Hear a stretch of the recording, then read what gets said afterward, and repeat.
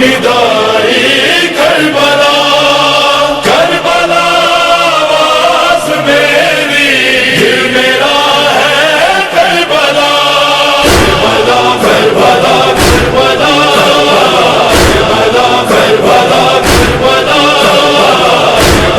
کربلا کربلا کربلا کربلا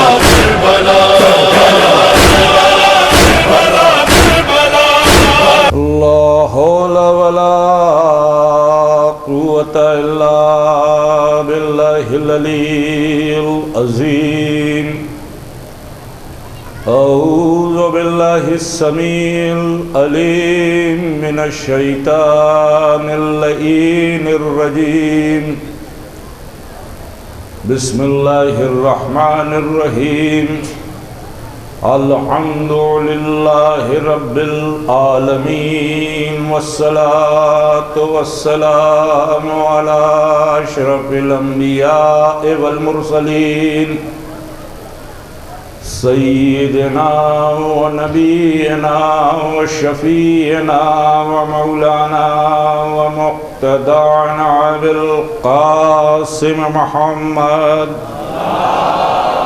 صلی اللہ علیہ وآلہ وسلم وآلہ الطیبین الطاہرین المعصومین الغر المیامین ولعنۃ اللہ علی اعدائہم ومنکری فضائلہم ومصائبہم وغاصبی حقوقہم اجمعین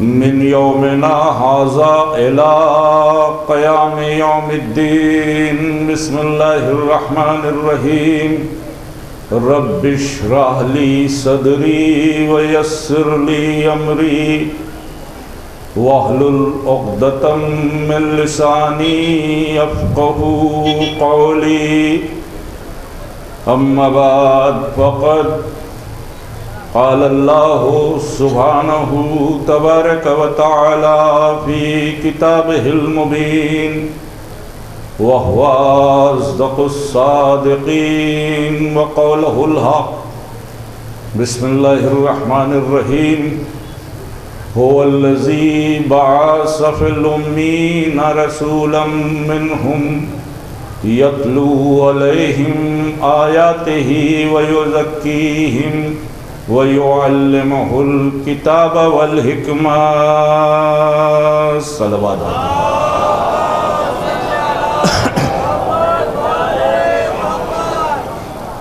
برادران ایمانی، اگر ناگوار خاطر نہ ہو تو ایک درخواست آپ سے ہے کہ تھوڑا تھوڑا سا آپ آگے آ جائیں، ایک دم قریب میں، یہ بیچ میں خلا اچھا نہیں لگ رہا ہے۔ آپ قریب رہتے ہیں تو ایسا محسوس ہوتا ہے کہ آپ دل کے قریب ہیں، اور مجھے جو کہنا ہوتا ہے اور جو مولا کے کرم سے ذکر کی سعادت اور توفیق حاصل ہوتی ہے اس میں کچھ اضافہ ہو جاتا ہے۔ جو حضرات دور بیٹھے ہیں وہ قریب آ جائیں تاکہ بعد میں آنے والوں کے لیے بھی کوئی زحمت نہ ہو۔ ایک مل جل کر صلوات ارشاد فرمائیں۔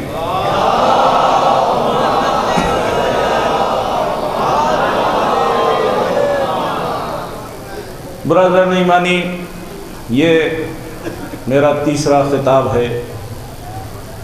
آیہ کریمہ سورہ مبارکہ جمعہ کی دوسری آیت کا ابتدائی ٹکڑا ہے، جس کی تلاوت کا شرف میں نے پہلی مجلس میں بھی حاصل کیا، دوسری میں بھی، اور آج یہ تیسری گفتگو ہے۔ اس میں بھی اسی آیہ کریمہ کے حوالے سے چند باتیں عرض کرنا مقصود ہیں۔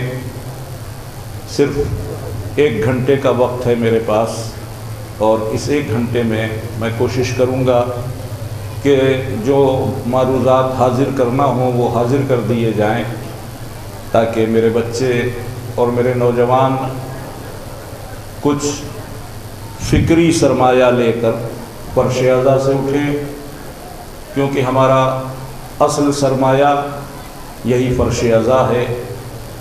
میں بار بار عرض کرتا ہوں کہ یہی ہماری درسگاہ ہے، یہی مدرسہ ہے، یہی ادارہ ہے، یہی یونیورسٹی ہے، یہیں سے ہم تہذیب کے جوہر حاصل کرتے ہیں، یہیں سے ہمیں تمدن کے سلیقے میسر آتے ہیں، اور یہی فرش عزا ہے جو پوری دنیا میں ہمیں متحد رکھتا ہے، اس لیے کہ اس کی آواز ایک ہے، اس کی روح ایک ہے۔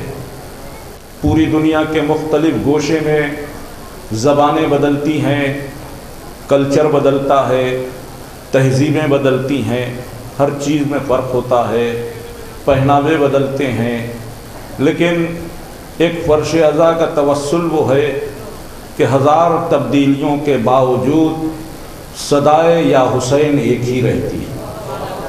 وہ یہاں بھی ہے، پاکستان میں بھی ہے، وہ افریقہ میں بھی ہے، وہ امریکہ میں بھی ہے، پوری دنیا میں ایک عزاداری کا کلچر ہے، ایک عزاداری کی تہذیب ہے۔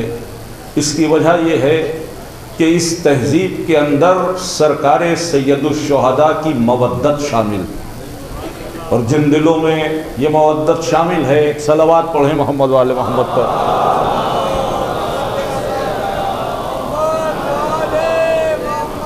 ہمارے علماء تشریف لا رہے ہیں، ایسی صلوات پڑھیں کہ جو ہمارے ایمان کی تازگی کا مظاہر بن سکے، ایک بلند آواز سے صلوات پڑھیں۔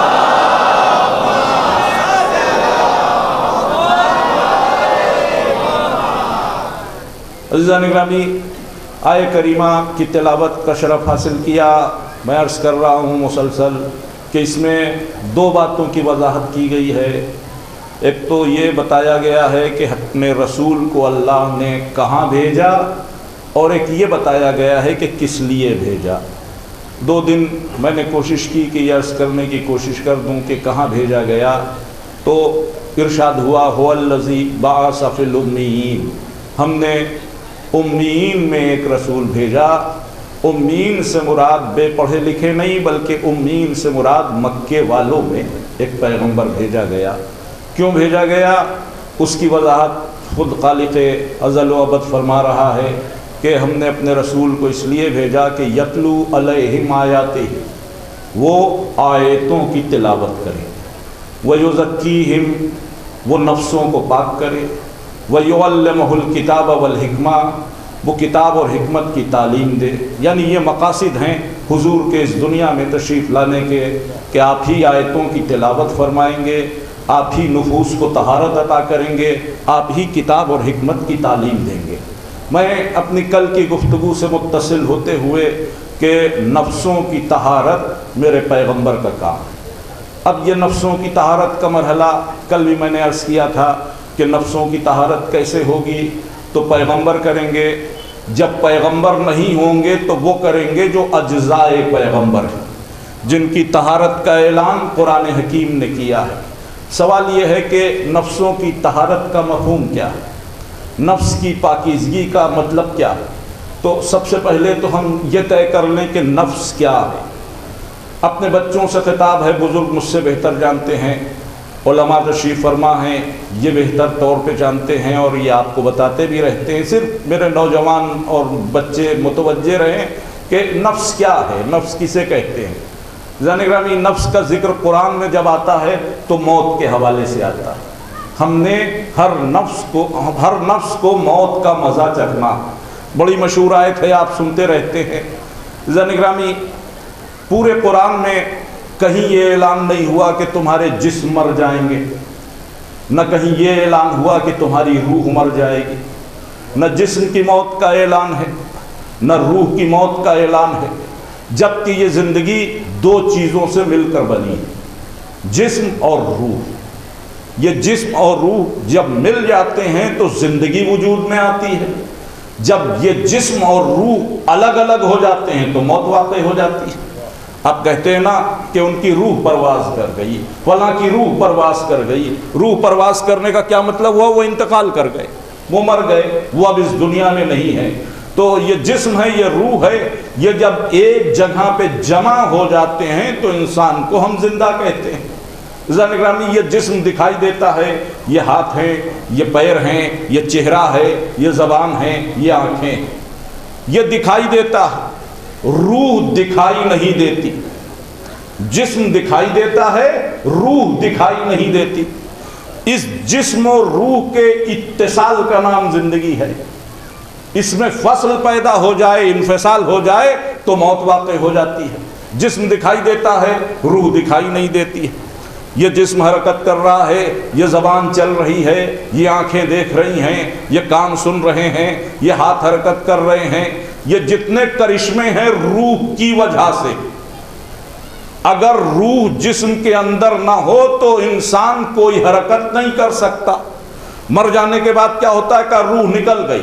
جب روح نکل گئی تو جسم کا کوئی نقصان نہیں ہوا، ہاتھ ویسے ہی ہیں، پیر ویسے ہی ہیں، زبان اسی طرح ہے، آنکھیں اسی طرح ہیں، لیکن روح نکل جانے سے یہ ہوا کہ آنکھیں ہیں دیکھ نہیں سکتی، زبان ہے بول نہیں سکتی، ہاتھ ہیں ہل نہیں سکتے، پاؤں ہیں آپ چلنے کو محتاج ہو گئے کیونکہ روح نکل گئی۔ تو سب مانتے ہیں کہ ایک روح ہے، کسی مذہب کی قید نہیں ہے۔ ہر انسان جو زندہ ہے وہ یہ ماننے پر مجبور ہے کہ اس کے اندر ایک روح ہے۔ اب اس کا نام کچھ بھی رکھ دیجئے، کسی نے کہا روح ہے، کسی نے کہا آتما ہے، کسی نے کہا سول ہے، الگ الگ نام ہیں، مگر کوئی ایک طاقت ہے کہ جو جسم کے اندر ہے، جو ہمیں زندہ رکھے ہوئے۔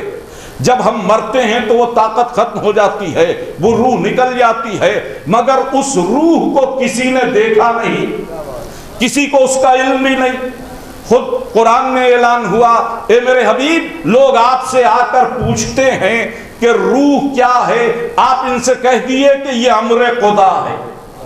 اب روح کے بارے میں کوئی نہیں جانتا، اس کا علم دیا ہی نہیں گیا، بس اللہ جانتا ہے یا وہ جانتے ہیں جو راسخون فی العلم ہیں۔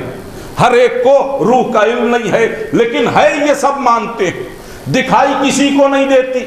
کہیے تو لفظیں بدل دوں کہ جسم ظاہر ہے، روح غیب ہے۔ یہ جسم ظاہر ہے، روح غیب ہے، مگر اس ظاہر کی زندگی ٹکی ہوئی غیب پر ہے۔ ظاہر کی زندگی غیب پر ٹکی ہوئی ہے، یہ بات آپ محسوس کریں۔ تو جب یہ کائنات جسم غیب کی بنیاد پہ چل رہا ہے تو یہ پورا انفس و آفاق، یہ پوری کائنات اگر زندہ ہے تو کوئی غیب ہے جو اسے زندگی دیے ہوئے ہے۔ ایک صلوات پڑھیں محمد و آل محمد پر۔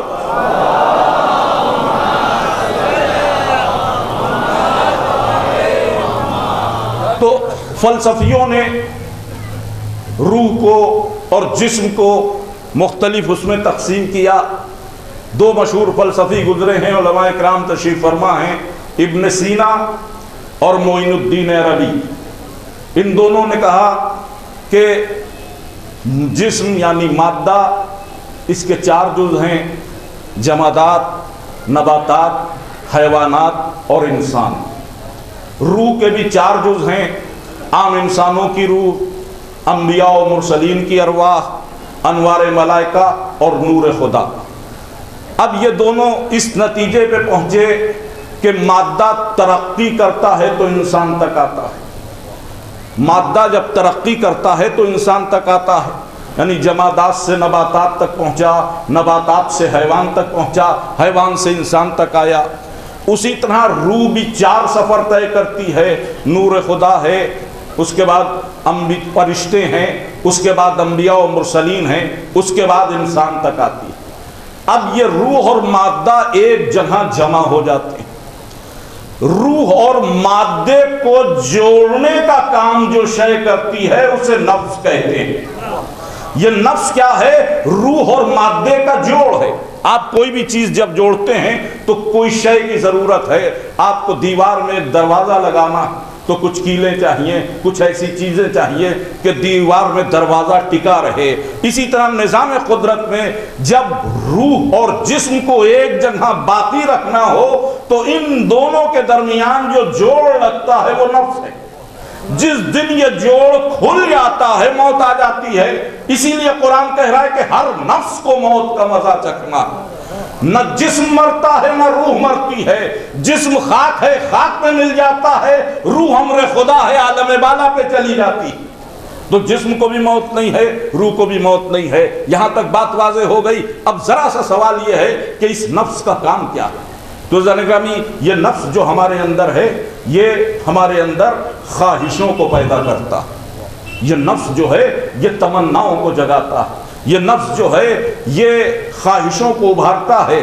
جتنی خواہشیں ہیں اسی نفس کی وجہ سے ہیں۔ بھوک لگنا ایک خواہش ہے، نفس کی وجہ سے ہے۔ پیاس لگنا ایک خواہش ہے، نفس کی وجہ سے ہے۔ آرام کی تمنا خواہش ہے، نفس کی وجہ سے ہے۔ لذتیں حاصل کرنا خواہش ہے، نفس کی وجہ سے ہے۔ تو ہمارے اندر نفس خواہشوں کو ابھارتا، نفس خواہشوں کو ابھارتا، لیکن خالی نفس نہیں دیا۔ فرشتوں کو اللہ نے نفس نہیں دیا، لہذا ان کے یہاں خواہشیں بھی نہیں۔ آپ غور فرمائیں کہ فرشتوں کے یہاں خواہشیں نہیں۔ آپ نے کبھی نہیں سنا ہوگا کہ کوئی فرشتہ کوثر کا پانی پی گیا ہو، یا کسی فرشتے نے جنت کے پیڑوں سے پھل توڑ کے کھا لیے ہوں۔ ان کے یہاں خواہش نہیں ہے، نفس نہیں ہے۔ ہاں ان کو عقل دی گئی، ہم کو نفس بھی دیا گیا، عقل بھی دی گئی۔ جانوروں کو صرف نفس دیا گیا، عقل نہیں دی گئی۔ تو اب ان مخلوقات کے منظرنامے میں فرشتے صاحب عقل مخلوق ہیں، جانور صاحب نفس ہیں۔ انسان وہ ہے کہ جو عقل بھی رکھتا ہے، نفس بھی رکھتا ہے۔ خواہشیں پیدا ہوتی ہیں، عقل کہتی ہے کہ یہ خواہش جائز ہے، یہ ناجائز ہے، اس کی طرف جا سکتے ہو، اس کی طرف نہیں جا سکتے ہو۔ جانور کا مذہب یہی ہے کہ وہ خواہش پوری کرے، اس کو کہیں اور نہیں دیکھنا ہے۔ مثال کے طور پر جانور کو بھوک لگے گی تو پیٹ بھرنا ہے، ظاہر ہے کہ پیٹ بھرنے کے لیے وہ چرے گا، کسی بھی باغ میں چلا جائے، تہس نہس کر دے، چر لے، کبھی اس کے اوپر کوئی مقدمہ نہیں دائر ہوگا، بھئی اس کا کام ہے باغوں کو چر لینا۔ تو جو بلا امتیاز کسی باغ کو کھا جائے جانور ہے، انسان نہیں۔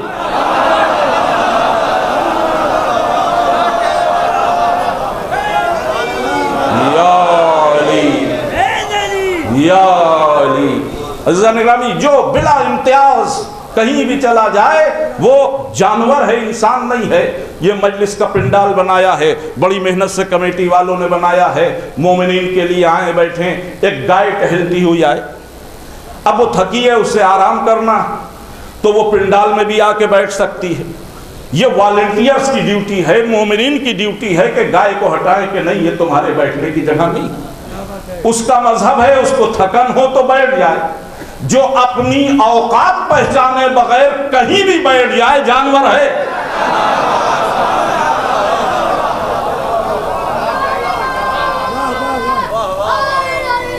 یا علی، تو وہ انسان نہیں ہے۔ تو عزیزان اکرامی یہ نفس جو ہے یہ خواہشیں پیدا کرتا ہے۔ ظاہر ہے کہ جانوروں کے پاس بھی نفس ہے، انسانوں کے پاس بھی نفس ہے، فرشتوں کے پاس عقل ہے، لیکن انسانوں کو نفس بھی دیا گیا اور عقل بھی دی گئی۔ اب اگر عقل کی روشنی میں زندگی کا سفر طے ہوتا ہے تو انسان کو اشرف المخلوقات کہا جاتا ہے، فرشتوں سے بہتر کہا جاتا ہے۔ اور اگر نفسانیت کے تحت کوئی جی رہا ہے تو ایسوں کو قرآن کہتا ہے یہ جانور سے بھی بدتر ہیں، اس لیے کہ یہ نفسانیت کے تحت جی رہے ہیں۔ جبکہ ان کو عقل دی گئی تو نفس خواہشیں پیدا کرتا ہے، یہی خواہشیں جہنم میں ڈھکیل دیتی ہیں، یہی خواہشیں قعر مذلت میں گرا دیتی ہیں، یہی خواہشیں انسان کو انسان سے جانور بنا دیتی ہیں۔ لہذا ضرورت اس بات کی ہے کہ خواہشوں کی تطہیر ہو جائے، عقل کی روشنی میں خواہشوں کا سفر ہو۔ اس کے لیے قرآن نے بتایا کہ اگر تم نفس کی طہارت چاہتے ہو تو رسول کے در دولت پر آ جاؤ۔ رسول کے در دولت پر آنے کا مطلب یہ نہیں ہے کہ نفس کو وہ نکالیں گے، دریاؤں میں دھو کے پاک کریں گے، نہیں، بس یہ دیکھ لینا کہ تمہارے اندر پیدا ہونے والی خواہش حکم رسول کے مطابق ہے کہ مخالف۔ اگر زندگی رسول کی مرضی کے مطابق گزار دی تو بندگی کی، اگر رسول کی مرضی سے ٹکرا کر گزاری تو اس کا مطلب یہ کہ باغی ہو گئے۔ نفس کی طہارت کا مقصد ہی یہ ہے کہ تمہاری خواہش خواہش نہ رہے، بلکہ اپنی ہر خواہش کو پیغمبر کی رضا پہ قربان کر دو۔ جو پیغمبر چاہیں اس کے تحت زندگی کا سفر ہو۔ اب ہماری زندگی پر مکمل اختیار نہیں، ہماری خواہشات پر مکمل اختیار پیغمبر کو ہے۔ اسی بات کو قرآن سمجھا رہا ہے کہ میرے رسول کو تمہارے نفسوں پر تم سے زیادہ اختیار ہے۔ نفسوں پہ اختیار کا کیا مطلب ہے؟ کہ ہماری خواہشوں پر بھی رسول کو حق ہے۔ جو خواہش ہماری پیدا ہو، اگر ہم مسلمان ہیں تو اپنی خواہش نہ دیکھیں، رسول کی مرضی دیکھیں۔ جو رسول کہیں گے وہی دین ہوگا۔ اب رسول کہیں کہ میدان میں قدم جما دو، اگر قدم جما دیے تو ٹھیک، اگر میدان سے واپس آ گئے تو اس کا مطلب یہ کہ رسول کا کہنا نہیں مانا، اپنے نفس کا کہنا مانا۔ نہیں، اس بات کو اور حساس طریقے سے محسوس کر لیں کہ جو رسول کہیں وہی دین ہے۔ مثال کے طور پر ایک لمحے کو تصور کریں کہ آپ مدینے میں رسول کے دور میں، ایک پل کو سوچ لیں، ایزیوم کریں، تصور کریں کہ آپ مدینے میں ہیں، رسول کے دور میں ہیں، مسلمان ہیں، اسلام قبول کر چکے ہیں۔ رات میں آپ کے دل میں تمنا پیدا ہوئی کہ آج پوری رات جاگیں گے، شب بیداری کریں گے، عبادت کریں گے، مسجد النبوی میں آ کر نمازیں پڑھیں گے، سجدے کریں گے۔ آپ گھر سے نکلے، مسجد النبوی کی طرف آئے، ابھی مسجد کے دروازے پر تھے کہ پیغمبر نے آواز دی، جا کر سو جاؤ، آج کی رات نہ جاگو۔ اب اگر آپ کے جوش عبادت نے کہا ہم تو سجدہ کرنے آئے ہیں، یہ سونے کو کہہ رہے ہیں، ہم تو پوری رات سجدہ کریں گے، تو یقین جانیے کہ جتنا سجدہ کریں گے اتنا جہنم کے قریب پہنچ جائیں گے۔ اس لیے کہ سجدے کا نام عبادت نہیں ہے، اطاعت رسول کا نام بندگی ہے۔ جب وہ کہیں سجدہ کرو تب سجدہ کرنا ہے، جب وہ کہیں سجدہ نہ کرو تب سجدے سے رک جانا ہے۔ جو وہ کہیں وہ مان لینا، جو وہ کہیں اس کو مان لینا ہے۔ آپ غور کیجئے کہ جو حکم عام طور پر شریعت میں ہے کہ یہ نہ کرو، لیکن اگر معصوم حکم دے دے، پیغمبر حکم دے دے تو اب اس کو انجام دینا ہے۔ نماز میں بولا نہیں جائے گا۔ اگر واجب نماز پڑھ رہے ہیں تو کوئی بھی آواز دے، آپ بول نہیں سکتے۔ آپ واجب نماز پڑھ رہے تھے، آپ کے در دولت پر آیت اللہ سیستانی صاحب آ گئے، انہوں نے نام لے کر پکارا، ظاہر ہے کہ مرجع وقت ہیں، آپ ان کے پکارنے پر بھی نماز نہیں توڑ سکتے۔ لیکن جب میرا رسول پکارے تو اب آپ نماز پڑھ نہیں سکتے۔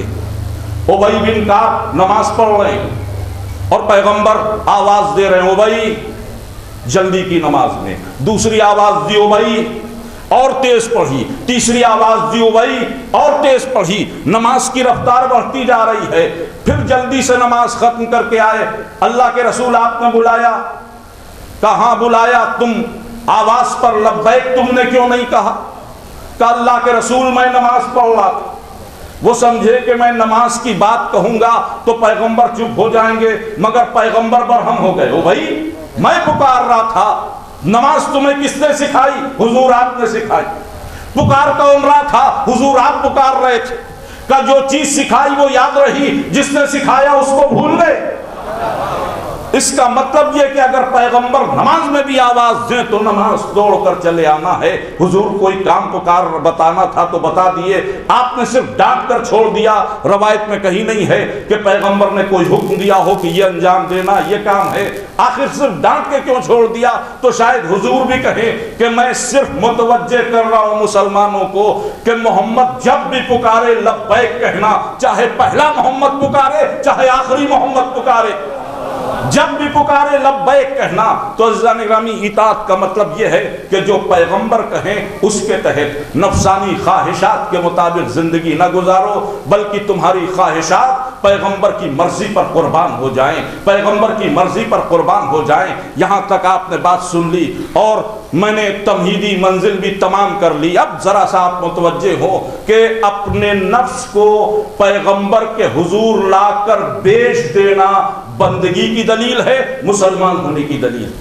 ہم نے اپنے نفس کو پیغمبر کے حوالے کر دیا، اب ہماری زندگی پہ پیغمبر کا قبضہ ہے۔ اسی سودے کو ٹیکنیکل زبان میں بیعت کہتے ہیں۔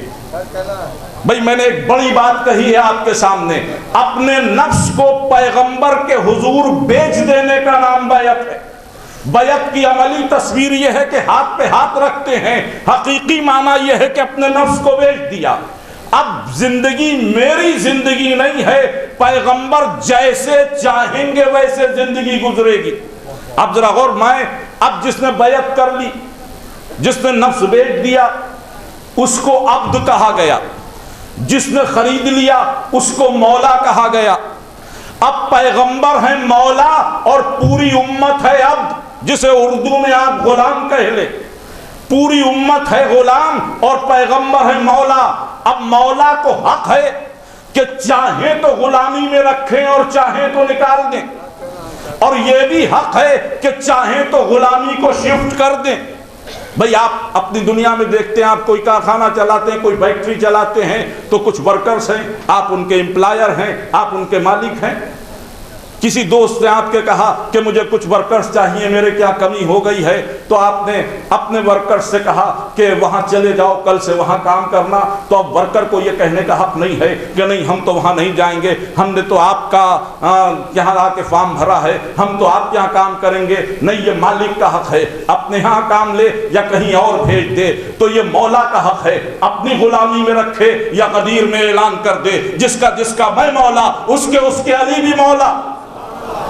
یہ مولا کا حق ہے۔ عزیزان گرامی، چاہے اپنی غلامی میں رکھے، چاہے غلامی کو ٹرانسفر کر دے۔ تو غدیر میں غلامی کو ٹرانسفر کیا گیا، گویا امت تک یہ پیغام پہنچایا گیا کہ اب رسول اسی کے مولا بنیں گے جو علی کا غلام بنے گا۔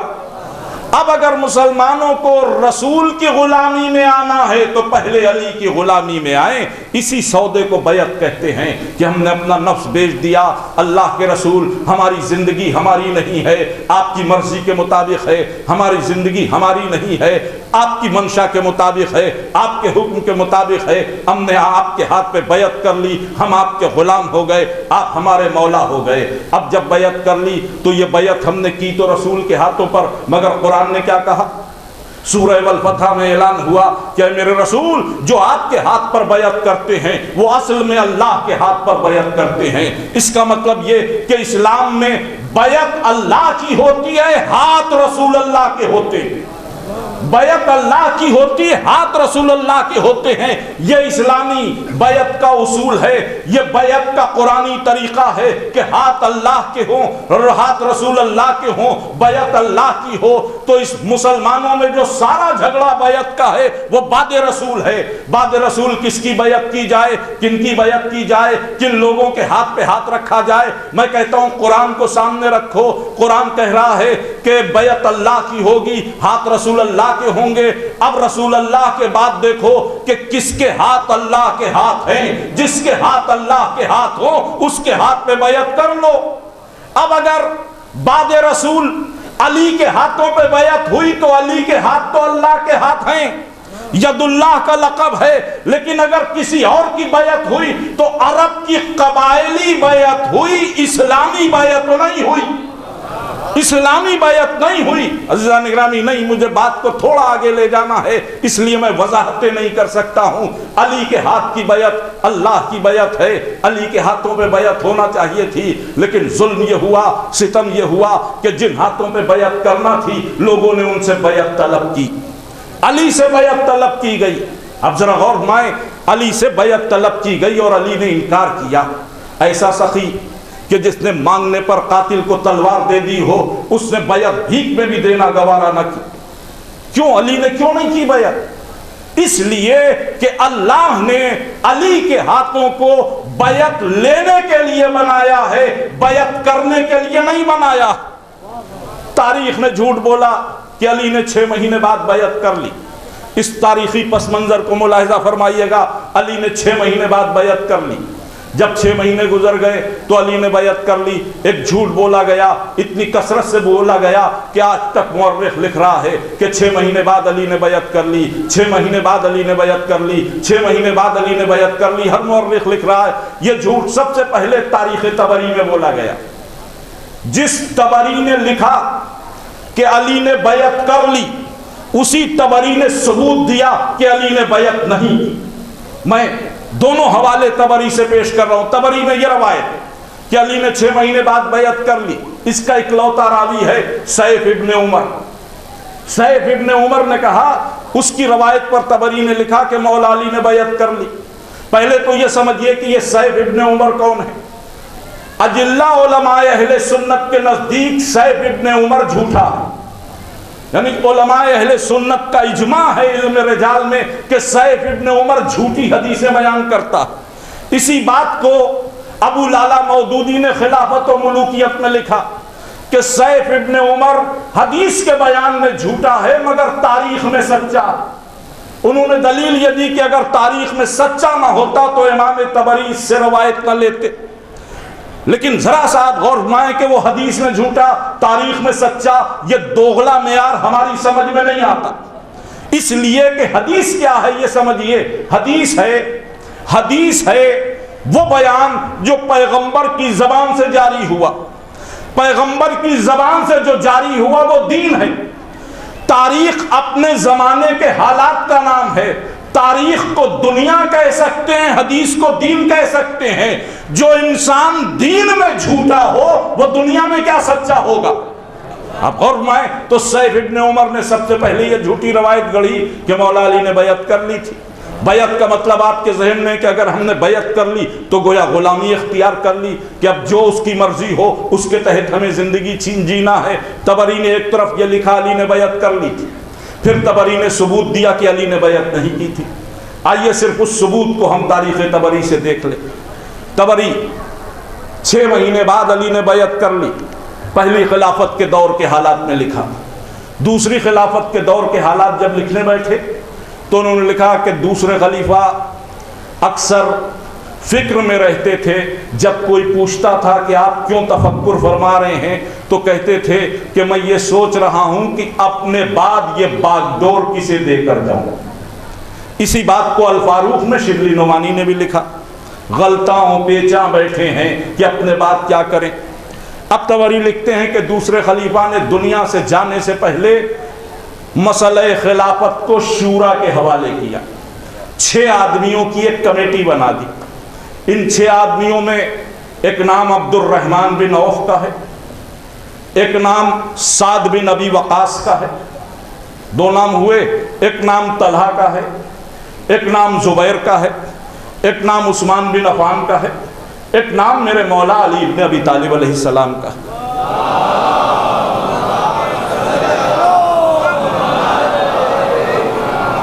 یہ 6 نام یا علی میرے دوستوں، میرے پاس وقت بہت کم ہے اور یا علی مجھے بہت دور تک کا سفر طے کرنا ہے، لہذا ہاتھ جوڑ کے آپ سے کہ وقت مجھے زیادہ دے دیے تاکہ میں زیادہ سے زیادہ اپنی بات آپ کے حوالے کر سکوں، کیونکہ مجھے ایک تاریخی سفر بھی آپ کی خدمت میں پیش کرنا ہے اور بیچ میں 10 منٹ ہماری کمیٹی کے اراکین آپ سے کچھ گفتگو کریں گے، جنہوں نے اس پروگرام کو آرگنائز کیا ہے ان کو بھی وقت دینا ہے، اور مجلس کے بعد جلوس بھی برآمد ہوگا۔ ظاہر ہے کہ ہمارے جلوس عزاداری کی شان ہے، ہمیں اس میں بھی شرکت کرنا ہے، تو میرا وقت بڑا محدود ہے۔ میں یہ چاہتا ہوں کہ اپنی بات کسی طرح آپ کے ذہنوں تک پہنچا سکوں۔ آپ جتنے بھی داد و تحسین دینا ہو رات میں انشاءاللہ ندیم صاحب ذکر کریں گے، میرے حصے کی واہ واہ بھی آپ ان کے حوالے کر دیجئے گا۔ بس میری بات سنتے رہیے، ایک صلوات پڑھ دے محمد آل محمد پر۔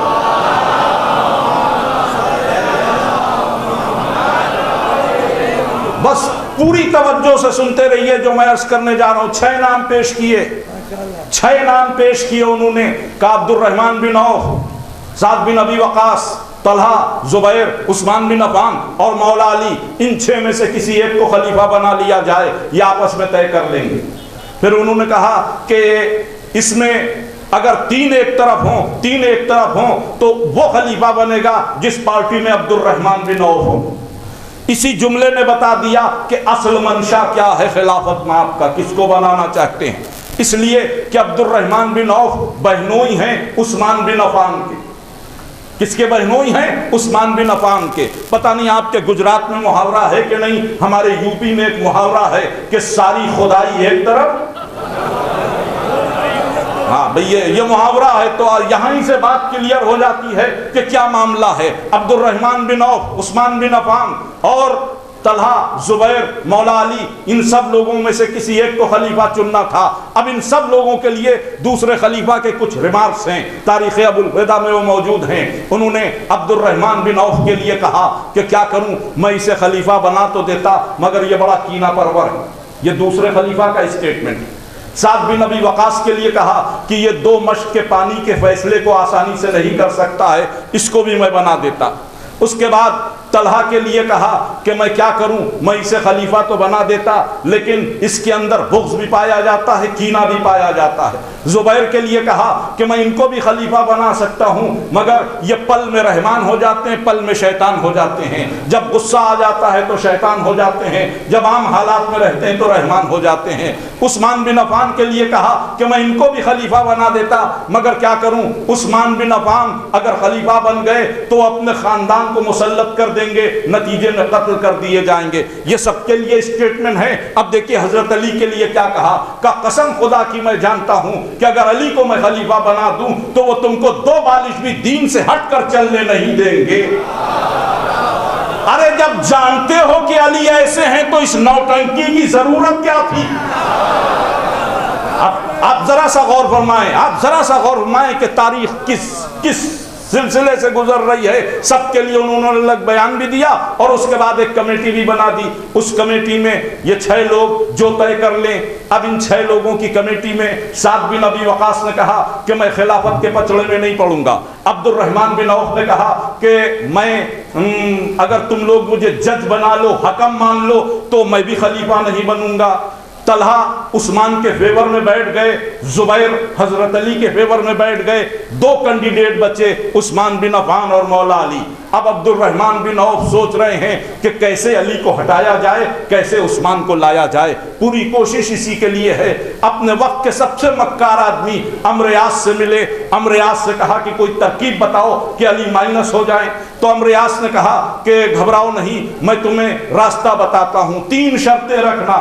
کا کون سی؟ کا پہلی شرط تو یہ رکھنا کہ علی ہم آپ کو خلیفہ مانیں گے، آپ قرآن پہ عمل کریں گے۔ تو عبد الرحمن نے کہا علی تو یہ مان لیں گے۔ تو عمرو یاس نے ڈاٹا کا چپ رہو، پہلے پوری باتیں سن لو۔ دوسری شرط یہ رکھنا کہ علی، دوسری شرط یہ ہے کہ آپ کو سیرت رسول پر چلنا ہوگا، علی اس کو بھی تسلیم کر لیں گے۔ تیسری شرط رکھنا کہ یا علی آپ کو جو 2 خلیفہ گزر گئے شیخین کی سیرت پہ بھی چلنا ہوگا، علی اس شرط کو نہیں مانیں گے۔ بات سمجھ میں آ گئی۔ عبد الرحمن بن عوف کے تیسرے دن جب عبد الرحمن بن عوف بیٹھے اور تمام لوگ بیٹھے کمیٹی میں، اب عبد الرحمن بن عوف نے کہا کہ یا علی پورا مدینہ آپ کے فیور میں ہے، سب چاہتے ہیں آپ خلیفہ ہو جائیں، تمام اصحاب کی یہی خواہش ہے، تمام اہل مدینہ کی یہی خواہش ہے، ہم بھی یہ چاہتے ہیں کہ آپ کے ہاتھ پہ بیعت کر لیں، آپ رسول کے قریبی ہیں، آپ باب مدینۃ العلم ہیں، آپ کے یہ فضائل ہیں، آپ کی وہ تعریف ہے، قصیدہ پڑھتے رہے، ہم آپ کے ہاتھوں پر بیعت کرنے کو تیار ہیں مگر 3 شرطیں ہیں۔ علی نے کہا پہلے شرطیں بیان کرو۔ کا پہلی شرط یہ ہے کہ آپ کو ہم خلیفہ مانیں گے، قرآن پر عمل کرنا ہوگا۔ تو علی نے جواب دیا کہ تم میں مجھ سے زیادہ کوئی قرآن کا جاننے والا نہیں ہے۔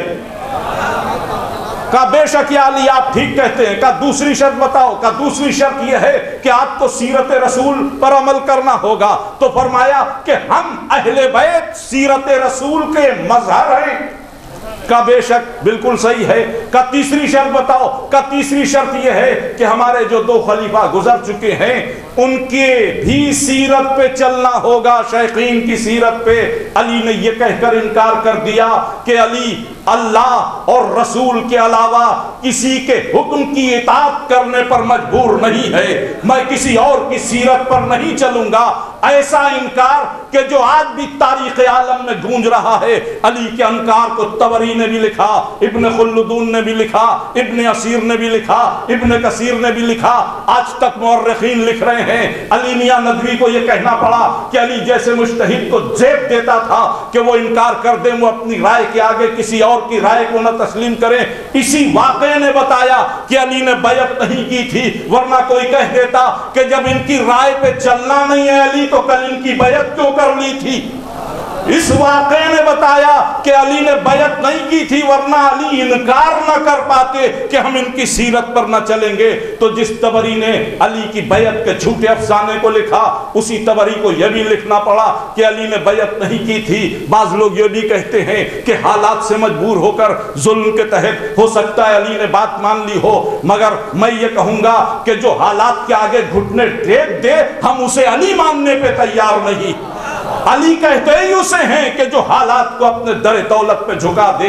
تو نہ علی نے بیعت کی کبھی، نہ علی کے خاندان میں کسی نے بیعت کی۔ مولا حسن نے صلح کر لی، بیعت نہیں کی، اور امام حسین کے انکار بیعت کی گونج آج تک باقی ہے۔ اگر حسین انکار بیعت نہ کرتے تو کربلا واقعی نہ ہوتی۔ یہ انکار صرف یزید سے نہیں، یزید سے پہلے سے انکار ہے۔ بس ایک منظر اور گفتگو تمام ہو جائے۔ امیر شام نے کوشش کی کہ اپنی زندگی میں یزید کی بیعت کروا لی۔ مغیرہ ابن شعبہ تاریخ کا وہ کردار کہ جس میں دنیا کے ہر ایک پائے جاتے ہیں۔ معاویہ اس سے ناراض ہو گیا۔ جب ناراض ہو گیا تو مغیرہ نے معاویہ کو راضی کرنے کے لیے معاویہ کے بلانے پر نہیں گیا، بعد میں پہنچا۔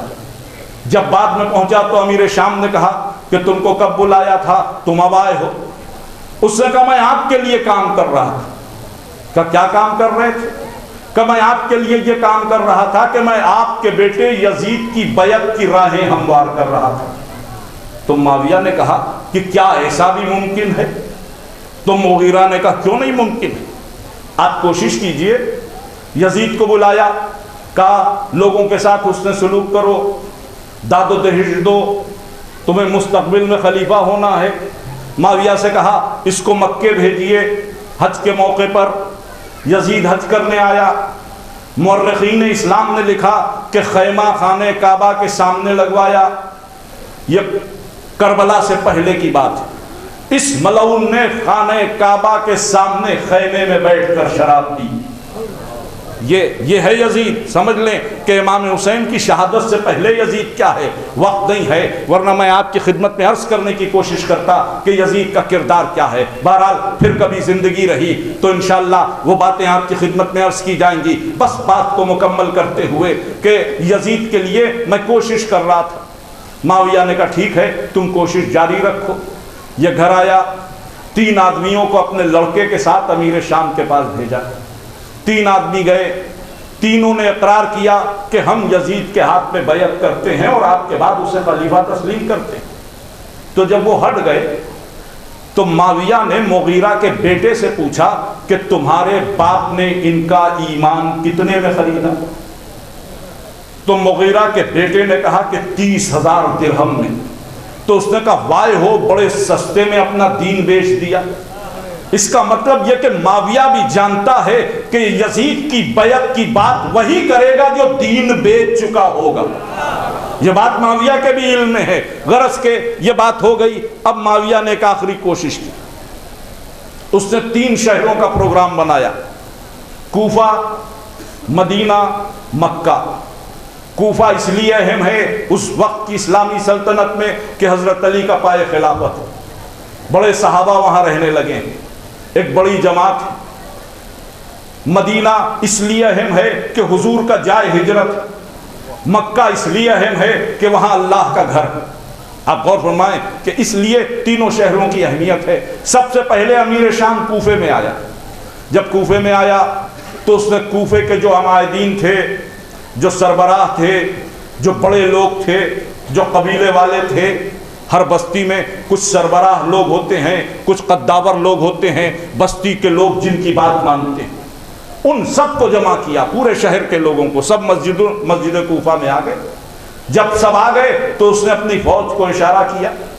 ایک ایک آدمی کے سر پہ 2 غلام ننگی تلوار لے کر کھڑے ہو گئے۔ ایک ایک آدمی کے سر پہ 2 غلام ننگی تلوار لے کر کھڑے ہو گئے۔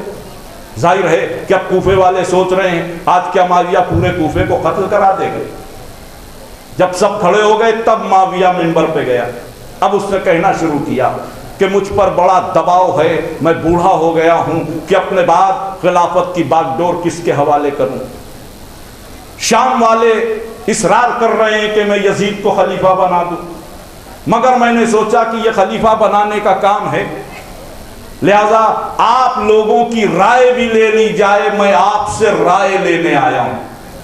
دیکھیں یہ ایسے رائے لیتے ہیں تلواروں کے بل پہ، یہ رائے لینے آئے کہ میں آپ سے رائے لینے آیا ہوں۔ لوگوں نے خلیفہ کے بیان کو سنا، سر پہ کھچی ہوئی تلواروں کو دیکھا، سر سب کو عزیز تھا، زندگی سب کو عزیز تھی، سب چپ بیٹھے رہے، پن ڈراپ سائلنس، کوئی آواز نہیں، اور پھر چپ چاپ اٹھ کر نکل گئے۔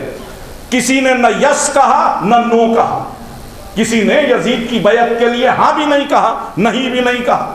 امیر شام اتنا ہی چاہتا تھا کہ لوگ چپ رہیں، کیونکہ صلح نامے میں ایک شرط تھی کہ معاویہ اپنے بعد یہ حکومت یا امام حسن کے حوالے کرے گا یا امام حسین کے حوالے کرے گا، لہذا کوفے والے آواز اٹھا سکتے تھے۔ انتظام یہ کیا کہ تلوار کی زد پہ سب کی زبانوں کو چپ کر دیا۔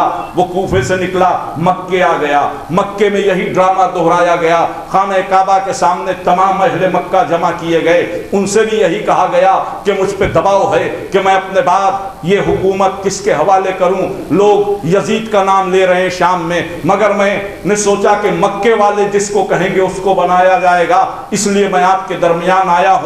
یہاں تقریر میں اس نے ایک جھوٹ بھی بولا کہ کوفے والوں نے یزید کی بیعت کر لی۔ یہ جھوٹ بولنے میں اس لیے کامیاب رہا کہ کوفے والے مصلحت پرستی کا شکار ہو گئے۔ کبھی کبھی جب کوئی مصلحت پرست ہو جاتا ہے تو اس سے حق کو نقصان پہنچتا ہے، باطل اس کا فائدہ اٹھاتا۔ اب غور فرمائیں، تو یہ کہہ کر وہ چپ ہو گیا، مکے والے بھی چپ رہے، کچھ نہیں بولے، یہاں بھی اس کا کام ہو گیا۔ اب وہ آیا مدینے میں، جب مدینے میں آیا تو اس نے مسجد النبوی میں سب کو جمع کیا۔ جب مسجد النبوی میں جمع کیا تو یہاں سب آئے، یہاں بڑے بڑے صحابہ تھے، صحابہ زادے تھے، اس مجمع میں عبداللہ ابن عمر بھی بیٹھے تھے، اس وقت تک زندہ تھے عبد الرحمن ابن ابو بکر، وہ بھی بیٹھے تھے، اس مجمع میں عثمان کی اولادیں بھی بیٹھی تھیں، اس میں عبداللہ ابن زبیر بھی تھے، مسور بن مخرمہ بھی تھے، اور بہت سے اصحاب تھے۔ جہاں سب تھے، اس مجمع کی ایک کوالٹی یہ تھی کہ یہاں حسین ابن علی بھی بیٹھے تھے۔ پورا مجمع ایک طرف، تنہا حسین کی ذات ایک طرف۔ جب سب مسجد النبوی میں آ گئے، معاویہ نے اپنے غلاموں کو اشارہ کیا، ایک ایک آدمی کے سر پہ دو دو غلام تلوار لے کر کھڑے ہو گئے۔ اب معاویہ منبر پہ گیا، منبر پہ جا کے اس نے اپنی تقریر دہرائی، میں بوڑھا ہو چکا ہوں، میں ضعیف ہو چکا ہوں، میرے بعد حکومت کی باغ ڈور کون سنبھالے؟ شام والے بڑا اصرار کر رہے ہیں کہ میں اپنے بیٹے یزید کو خلیفہ نامزد کر دوں، لہذا میں اسی کی بات کرنے آیا ہوں۔ جیسے ہی اس نے یزید کا نام لیا، سب مجمع چپ تھا، لیکن نبی کا نواسا اپنی جگہ سے گھٹنوں کے بل کھڑا ہوا، پورے قد سے بھی نہیں کھڑے ہوئے، صرف گھٹنوں کے بل کھڑے ہوئے، گویا یہ پیغام دیا کہ بیعت کے سوال کو گرانے کے لیے حسین کو پورے قد سے کھڑے ہونے کی بھی ضرورت نہیں۔ جیسے ہی حسین کھڑے ہوئے، موقع دوں گا آپ کو نعرے لگانے کا بھی، لیکن 2 منٹ اور میری بات سنیں، انشاءاللہ جب نتیجہ آئے تو جتنی دیر چاہیے گا نعرے لگائیے گا، اس کے بعد کمیٹی کے اراکین اپنی بات آپ کی خدمت میں کریں گے اور میں مسائل پڑھ کے مجلس کو تمام کر دوں گا۔ جیسے ہی حسین اپنی جگہ سے کھڑے ہوئے، 2 تلوار بردار جو مولا حسین کے لیے تھے وہ بڑھے۔ حسین نے گھور کر دیکھا، نہ جانے کیا اثر تھا صاحب ذوالفقار کے وارث کی نظروں میں کہ ان کی تلواریں ہاتھ سے چھوٹ کر گر پڑی، چھن کی آواز ہوئی، معاویہ چونک گیا کہ یہ آواز کہاں سے آئی۔ اس نے منبر سے دیکھا حسین گھٹنوں کے بل کھڑے ہوئے ہیں، اس نے سوچا کہ یہ تو غلط ہو گیا، اب حسین بولیں گے تو ہماری بات رہ جائے گی۔ اس نے سوچا کہ غصے میں درشگی میں حسین کی بات کو دبا دیا جائے۔ اس نے کہا کون ہے یہ، کون بیچ میں کھڑا ہو رہا ہے؟ بڑے سخت لہجے میں کہا، جتنے سخت لہجے میں اس نے کہا یہ کون ہے، اس سے زیادہ سخت لہجے میں میرے مولا نے کہا میں حسین ابن علی ہوں، یہ پوچھ رہا ہوں کہ کس کی بیعت کی بات ہو رہی ہے۔ اب معاویہ نے دیکھا کہ یہاں لہجہ بھی اثر انداز نہیں ہوگا، ظاہر ہے کہ جس کی رگوں میں ابو طالب کا خون دوڑ رہا ہو وہ کسی شام زادے کی گھڑکی میں کیا آتا، لہجہ بھی اثر انداز نہ ہوا تو امیر شام نے کیا کیا، لہجے کو بدل دیا، انتہائی شیریں، کیا آپ حسین کیا کہنا چاہتے ہیں؟ کہ میں یہ سوال کر رہا ہوں کہ یہ کس کی بیعت کی بات ہے۔ کہ میرے بیٹے یزید. جیسے ہی یزید کا نام لیا امام حسین نے بڑا مختصر سا خطبہ دیا. خطبات کی تاریخ کا انوکھا خطبہ. خاندان اہل بیت میں خطبات کے طریقے ہیں. پہلے حمد الہی ہوتی، پھر رسول کا تذکرہ ہوتا ہے، مدح رسول ہوتی، پھر مقصد پہ بات ہوتی. لیکن یہ خطبہ جو ہے نہ حمد سے شروع ہوا نہ مدح سے شروع ہوا. یہ خطبہ شروع یہیں سے ہو رہا ہے. وہی یزید جو شراب پیتا ہے، وہی یزید جو جوا کھیلتا ہے.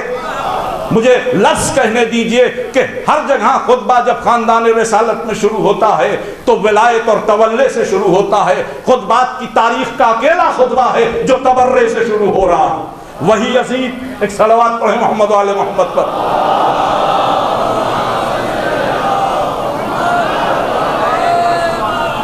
وہی یزید جو شراب پیتا ہے، وہی یزید جو جوا کھیلتا ہے، وہی یزید جو بندروں اور کتوں سے شغل کرتا. اور چوتھا فقرہ نہیں تھا، بنی امیہ کا شجرہ تھا. وہی یزید جو ماں بہنوں اور پھپھیوں کی بھی حرمت کا لحاظ نہیں کرتا. بس یہاں تک بات پہنچی تھی کہ معاویہ کو لگا اس کا خاندان منظر عام پر آ رہا ہے. اس نے پلٹ کر بڑا شدید حملہ کیا. کیا حملہ کیا؟ اس نے کہا آپ ایسی بات کہہ رہے ہیں یزید کے لیے. یزید تو جب اپنے دوستوں میں بیٹھتا ہے آپ کی بہت تعریف کرتا، آپ کا ذکر خیر کے ساتھ کرتا ہے. اس حملے کو معمولی نہ سمجھے. میں منبر سے تقریر کر رہا ہوں، خدا نخواستہ میں اپنے کسی ساتھی کے خلاف بولنے لگوں کہ یہ ایسے ہو ویسے، اور وہ جب منبر پہ آئے میری تعریف کرنے لگے کہ نہیں یہ تو بہت اچھے، تو میں کتنا ذلیل ہوں گا مجمع میں کہ میں کتنا خراب آدمی ہوں. جو میری مدح کر رہا ہے میں اس کی برائی کر رہا ہوں. تو معاویہ نے یہی حربہ اختیار کیا کہ آپ یزید کو ایسا کہہ رہے ہیں. یزید تو جب اپنے مجمع میں بیٹھتا ہے آپ کی بہت تعریف کرتا ہے. سلام صاحب نہج البلاغہ کے وارث پر عجب جواب دے دیا. بس جواب سن لیے پھر آپ نعرہ لگانے کے لیے آزاد ہیں. جیسے ہی اس نے کہا کہ آپ ایسی بات کر رہے ہیں، یزید تو اپنے مجمع میں جب بیٹھتا ہے اپنے دوستوں میں بیٹھتا ہے، آپ کا ذکر خیر کے ساتھ کرتا ہے، آپ کی بڑی تعریف کرتا ہے. فوراً زہرا کے لال نے فرمایا کہ وہ جو میرے بارے میں جانتا ہے وہ کہتا ہے، جو میں اس کے بارے میں جانتا ہوں میں وہ کہتا ہوں.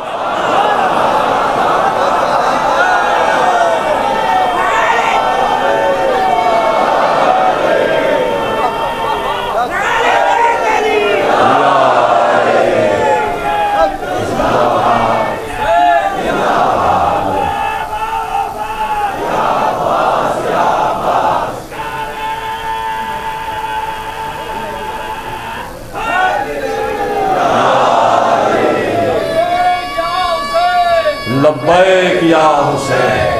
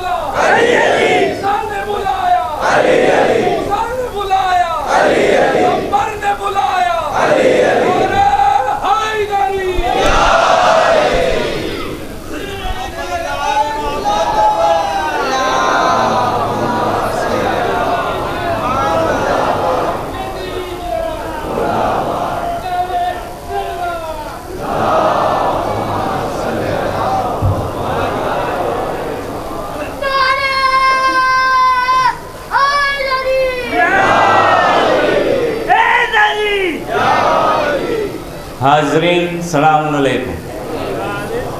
بسم اللہ الرحمن الرحیم. محترم ذاکر اہل بیت علیہ السلام ذاکرہ اور دور و دراز سے آئے ہوئے معزز عزاداران حسین علیہ السلام کو میں شیعہ اثنا عشری مومن جماعت اور انجمن حجر حسین کی کمیٹی کی جانب سے آپ سب حضرات کا تہہ دل سے استقبال کرتا ہوں۔ آپ سب حضرات ہر سال یہ عزاداری کے پروگرام کو کامیاب کرنے کے لیے دور و دراز سے مشقت برداشت کر کے رونق جو بخش رہے ہیں، ان کے لیے الفاظ نہیں ہے کہ کس طرح شکریہ ادا کروں۔ آپ حضرات نہ صرف ٹائم لیکن دامے درہم سکھانے اس پروگرام کو کامیاب بنانے میں بڑھ چڑھ کے حصہ لے رہے ہیں۔ آپ سب عزادار بھائی بہنوں کی تعاون سے ہی یہ پورا پروگرام کے اخراجات پورے ہوتے ہیں، اور اس کیمپس میں جو ہر سال فیسلٹی ملتی ہے ان میں اضافہ ہوتا ہے، وہ بھی آپ حضرات کے تعاون سے ہی ہوتا ہے۔ آپ حضرات سے التجا ہے کہ آفس میں اپنا ڈونیشن جمع کروا کے پرچی حاصل کرے تاکہ آنے والے دنوں میں ہم مزید فیسلٹی فراہم کر سکیں۔ ہمارا اور آپ کا فریضہ ہے کہ عزاداری کے پروگرام کو قائم و دائم رکھے، کیونکہ ہماری خلقت ہی ماں فاطمہ زہرا سلام اللہ علیہ وسلم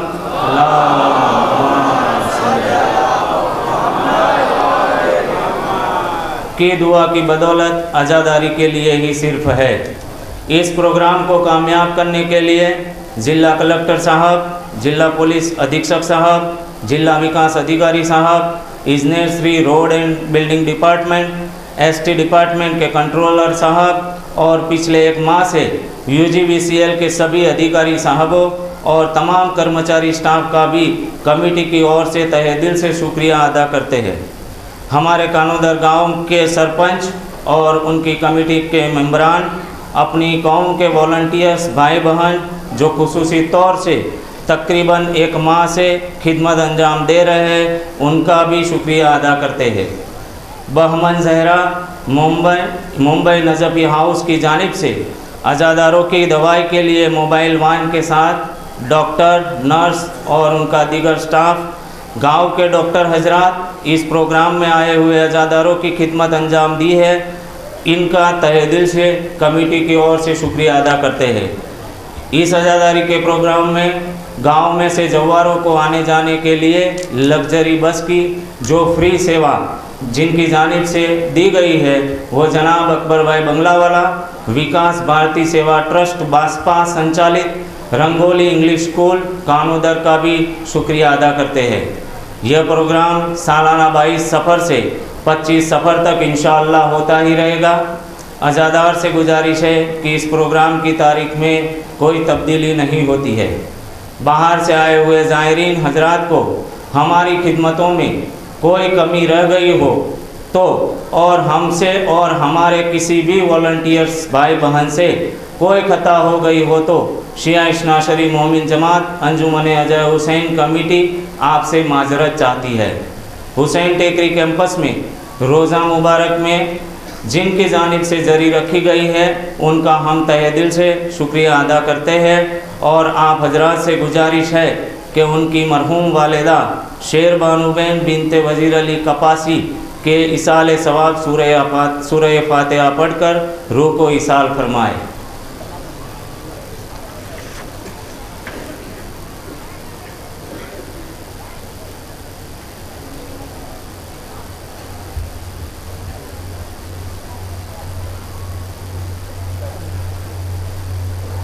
ایک اور گزارش ہے کہ یہ پروگرام میں اگلے سال آئے ہوئے مومن بھائی بہن جو اس سال ہمارے درمیان نہیں ہے اور فانی دنیا سے کچھ کر گئے ہیں، ان تمام مومن مومنات کے لیے سورہ فاتحہ پڑھ کر ایصال فرمائیں۔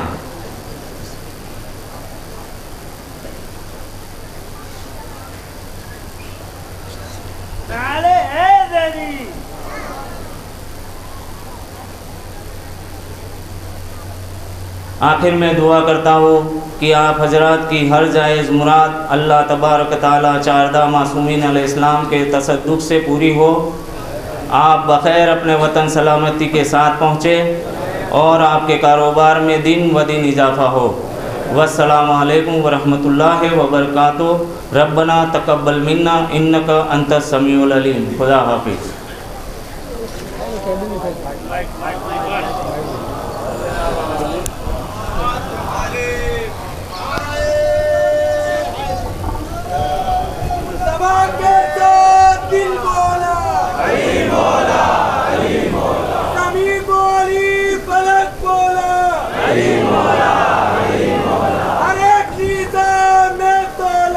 علی مولا سارا مجمع جھوم کر بولا ستارہ ٹوٹ کر پھر بولا جو حسینی ہے وہ پھر بولا علی مولا علی مولا اللہم صلی اللہ یا اللہ۔ تو عزیزان گرامی، میں نے اپنی بات آپ کی خدمت میں پہنچا دی۔ مجھے 1 گھنٹہ گفتگو کرنے کا موقع تھا، جس میں 7 منٹ ہمارے ٹرسٹی صاحبان نے گزارشات پیش کیں، اور اس وقت 1 گھنٹہ مکمل ہو گیا، لیکن انصاف کا تقاضا یہ ہے کہ وہ 7 منٹ مجھے ملیں، اور میں ظاہر ہے کہ مال مجلس مصائب امام حسین ہے، میں بھی اپنی طرف سے گزارش کرنا چاہتا ہوں کہ جہاں جہاں جیسے بھی عزا قائم ہے، اس کے قائم رہنے میں ہم سب کا رول ہونا چاہیے۔ یہ بہت اچھی عزاداری قائم ہوئی ہے اس جگہ، گزشتہ 50 برس سے یہ پروگرام ہو رہا ہے۔ آپ حضرات دامے درمے سخنے جیسے بھی جو ممکن ہو آپ کریں، اور یہ آپ جانتے ہیں کہ اگر آپ اس عزاداری کے قیام کے لیے 1 روپیہ بھی دیں گے تو حسین ابن علی اس 1 روپے کو واپس کرتے ہیں، اور 10 گنا کر کے واپس کرتے ہیں۔ بڑی کریم سرکار ہے حسین کی سرکار، اور عزاداروں پہ بڑی مہربان ہے۔ خود حسین کی ماں حضرت زہرا بڑی مہربان ہے۔ بس گفتگو تمام ہو رہی ہے چہلم کے حوالے سے۔ یہ پروگرام ہوتا ہے، ظاہر ہے کہ 20 صفر کو 40 سرکار سید الشہداء کا ہوا، بات آ گئی ہے، تو اس مجلس میں بھی دل چاہتا ہے کہ اسی حوالے سے بات ہو جائے۔ حالانکہ ابھی جلوس بھی برآمد ہوگا، جلوس میں آپ ذوالجناح کی زیارت کریں گے، جلوس میں آپ گہوارہ بے شیر کی زیارت کریں گے، اور علم مبارک کے بغیر تو ہمارے کے ہاں جلوس کا تصور ہی نہیں ہے، اس لیے کہ علم ایک تبرک بھی ہے اور ہم عزاداروں کا نشان بھی ہے، یہ ہمارا قومی نشان ہے۔ تو بہرحال اس حوالے سے بھی گفتگو ہو جائے، چہلم کے حوالے سے بھی گفتگو ہو جائے، سب سے بڑھ کر آنکھوں میں کچھ آنسو آ جائیں جو مرہم زخم زہرا بن سکے۔ یہ آنسو نہیں ہیں جو آپ کی آنکھوں سے نکلتے ہیں، یہ بی بی کے دکھے ہوئے دل کا مداوا ہے۔ جب آپ روتے ہیں تو وہ بال کھول کر آپ کے لیے دعا کرتے ہیں۔ بس گفتگو تمام عزیزان گرامی، یہ پروگرام چہلم کے حوالے سے، سید الشہداء کا چہلم۔ آپ نے 20 صفر کو جہاں جہاں بھی رہے ہوں شان سے حسین کا چہلم منایا۔ 20 صفر کے بعد چہلم کے حوالے سے یہ پروگرام ہے، یہ بھی منا رہے ہیں۔ کیا میں عرض کروں کہ جن کو چہلم منانا چاہیے تھا ان پر کیا گزر رہی تھی؟ عزیزو، 10 محرم سن 61 ہجری کو حسین شہید ہوئے، 20 صفر سن 61 ہجری کو پہلا چہلم پڑا۔ جب یہ پہلا چہلم پڑا تو عزیزان گرامی سکینہ کے ہاتھ پس گردن بندھے تھے، بی بی زینب کا کارواں شام کی طرف روا دوا تھا، اور جب زندان میں یہ قافلہ پہنچا تو آپ سنتے نا کہ بی بی نے اڑتے ہوئے طائروں کو دیکھ کر سوال کیا، یہ طائر کہاں جا رہے ہیں؟ جواب ملا، بیٹی اپنے اپنے آشیانوں کو جا رہے ہیں۔ تڑپ کر کہا، ہم کب گھر جائیں گے؟ ایک جملہ۔ دوسرا جملہ میں نے ذاکرین سے سنا ہے کہ ہم کب اپنے بابا کا چہلم منائیں گے۔ جس بچی کو چہلم کا اتنا ارمان تھا وہ زندان میں گھٹ گھٹ کے مر گئی، اسے چہلم منانے کا موقع نہیں نصیب ہوا۔ عزیزان گرامی، زندان شام میں جب سکینہ نہ رہی تو اہل حرم آزاد ہوئے۔ جب آزاد ہوئے تو چوتھے امام سے سوال کیا گیا کہ یہاں رہیے گا کہ مدینے جائیے گا؟ امام نے کہا اس امر میں میری پھوپھی مختار ہے۔ اس کے بعد ہتکڑیاں بیڑیاں کاٹی گئیں۔ امام دربار سے جب زندان میں آئے تو اہل حرم نے آپ کو گھیر لیا، بی بی نے سینے سے لگا لیا، بیٹا کیا ہم رہا کر دیے گئے؟ تو روتے روتے خاک زندان پہ بیٹھ گئے چوتھے امام۔ پھوپھی اماں ہم تو آزاد ہو گئے، ہماری بہن یہیں رہ گئی۔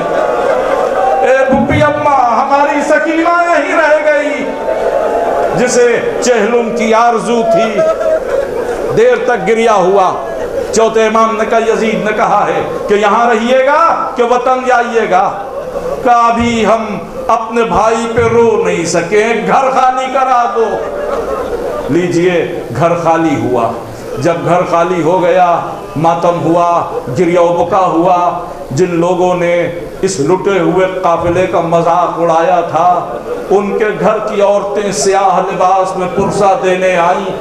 یہی شہزادی زینب کی فتح تھی کہ ان سے بھی پرسہ لیا۔ تیسرے روز لٹا ہوا اثاثہ واپس آیا۔ روایات میں ہے کہ جب لٹا ہوا اثاثہ واپس آنے لگا تو چوتھے امام نے یزید سے کہا کہ اس سامان میں ایک بوسیدہ جھولا بھی ہوگا۔ یزید نے کہا جھولا تو ہے مگر اس جھولے کی کیا اہمیت ہے؟ کہ یزید تیرے لیے کوئی اہمیت نہ ہو، لیکن اکثر میں نے رات میں زندان میں دیکھا کبھی دیوار کی ٹیک لگا کے میری ماں رباب کو نیند آ گئی تو تصور میں یوں ہاتھ ہلاتی ہے جیسے آج بھی اپنے اصغر کو جھولا جھلا رہی۔ عزیزو ابھی بے شیر کا جھولا برآمد ہوگا، آپ زیارت کریں گے۔ کہا اس طرح سے ہاتھ ہلاتی ہیں جیسے آج بھی جھولا جھلا رہی ہوں۔ عزیزوں اثاثہ واپس آیا۔ روایات میں کہ چادریں بھی آئیں، ایک مدت سے چادروں سے چھٹی تھی بیویاں، ہر بیوی نے اپنی اپنی چادر لے لی مگر تشت میں ایک ننھی سی چادر رکھی تھی۔ اس چادر کی اوڑھنے والی زندان میں سو رہی تھی۔ رباب آگے بڑھی، چادر کو اٹھایا، سینے سے لگایا، سکینہ تیری خوشبو آتی ہے، آ میری بچی تجھے چادر اڑھا دے، جزاکم ربکم خیرن جزا۔ عزیزان اکرامی تیسرے دن قافلے نے کوچ کیا اور کوچ کر کے کربلا کی جانب آیا۔ کربلا ہوتے ہوئے یہ کارواں مدینے گیا۔ جب کربلا میں قافلہ پہنچا تو عین چہلم کا دن تھا، سن 62 ہجری 20 صفر تھی، چہلم کا روز تھا۔ رسول کے صحابی جابر ابن عبداللہ انصاری قبر حسین کے پہلے زائر ہیں، وہ اس دن زیارت کے لیے آئے تھے۔ فرات پہ غسل کیا، غسل کر کے حسین کی قبر پہ بیٹھے رو رہے تھے۔ نبی کے نواسے تمہیں پیاسا ذبح کیا گیا، نبی کے نواسے اپنے نانا کے صحابی کا سلام قبول کرو۔ کچھ دیر بعد قبر سے آواز آئی جابر میری قبر سے دور چلے جائیے۔ جابر نابینا ہے، ہاتھوں کو جوڑ لیا، فرزند رسول کیا کوئی گستاخی ہو گئی؟ نہیں جابر، قید شام سے چھوٹ کر میری زینب آ رہی ہے۔ جابر نے اپنے غلام سے کہا مجھے قبر حسین سے دور لے چلو۔ غلام کچھ دور لے گیا، جابر نے کہا اور دور لے چلو، غلام کچھ دور اور لے گیا۔ آخر میں غلام نے پوچھا کتنی دور؟ جابر نے کہا اتنی دور کہ جب علی کی بیٹیاں روئیں تو میرے کان اس رونے کی آواز کو نہ سن سکے۔ رضوان اکرامی جابر عرض کربلا سے دور ہوئے، ایک لٹا ہوا کارواں آیا۔ یہ قافلہ دوسری بار کربلا آیا ہے، پہلی بار سن 61 ہجری دوسری محرم کو آیا تھا، لیکن پہلی بار اور دوسری بار میں فرق کیا ہے؟ پہلی بار جب یہ کارواں آیا تھا تو 36 سواریاں تھیں، سب پر سبز پردے پڑے تھے۔ جب دوسری بار یہ قافلہ آیا تو کل 4 ہماریاں تھیں جن پر سیاہ پردے پڑے ہوئے تھے۔ پہلی بار جب ناقے بٹھائے گئے تھے تو بیویوں کو اتارنے کے لیے کبھی عباس آگے بڑھتے تھے، کبھی علی اکبر آگے بڑھتے تھے، کبھی قاسم آگے بڑھتے تھے۔ آج ناقے بیٹھ گئے، کوئی اتارنے والا نہ تھا۔ بڑی حسرت سے زینب نے ترائی کا رخ کیا، عباس کیا آج زینب کو ہماری سے اتارو گے نہیں؟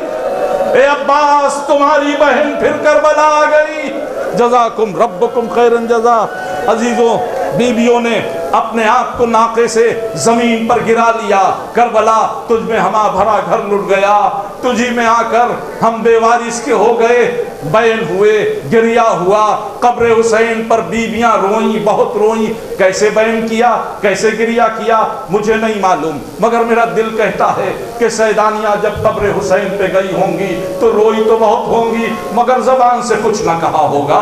حسین پورے خاندان کے بزرگ تھے، حسین کے سامنے کوئی لب نہیں ہلاتا تھا، کوئی بولتا نہیں تھا۔ ظاہر ہے کہ اسی احترام کے تحت بیویاں چپ چاپ آنسو بہاتی ہوں گی، لیکن یہی بیویاں جب ترائی میں عباس کے مزار کے قریب گئی ہوں گی تو روئی بھی ہوں گی، بیان بھی کیے ہوں گے۔ اے میرے پردے عباس تمہارے بعد شہر بشہر پھرائے گئے۔ زینب نے بھی گریہ کیا ہوگا، ام کلثوم نے بھی گریہ کیا ہوگا۔ جزاکم ربکم خیرن جزا۔ یہاں بھی 3 روز ماتم ہوا۔ جب کارواں چلنے لگا، علامہ رشید ترابی مرحوم پڑھتے تھے کہ جب کارواں چلنے لگا بیویاں سوار ہو گئیں تو فضہ نے آ کر کہا بی بی زینب سے کہ ایک بی بی ہے جو قبر حسین سے نہیں اٹھتی۔ جناب فضہ کی یہ بات سن کر بی بی زینب خود قبر تک آئیں، دیکھا چادر میں نہا ایک بی بی سر جھکائے بیٹھی ہیں۔ جناب زینب نے کہا بی بی کیا مدینے نہیں چلنا ہے؟ کوئی جواب